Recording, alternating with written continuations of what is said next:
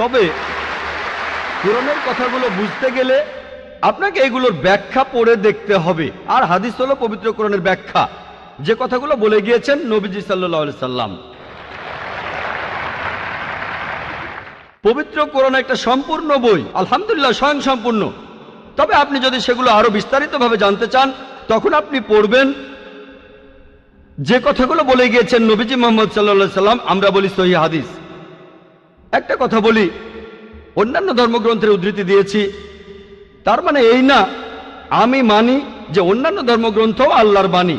Please আমাকে ভুল বুঝবেন না। আমি এখানে কোরআনের কথা মতো কাজ করেছি। আল্লাহ পবিত্র কোরআনে বলেছেন, সূরা ইমরানের 64 নম্বর আয়াতে উল্লেখ করা হয়েছে, তাআলা ইলা কালিমাতিন সাওয়াইন বাইনানা ওয়া বাইনাকুম, এসো সেই কথা যাহা আমাদের ও তোমাদের মধ্যে এক। আমি সাদৃশ্যের কথা বলছি। পবিত্র কোরআনের সূরা রাদের 38 নম্বর আয়াত